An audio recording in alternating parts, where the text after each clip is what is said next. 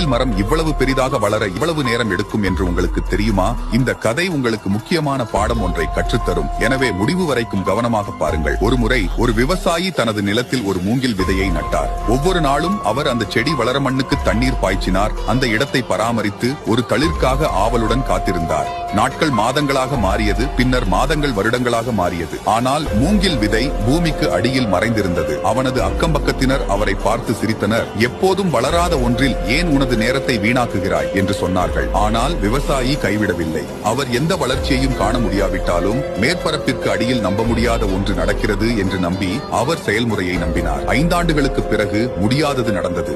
மூங்கில் மரம் முளைத்தது.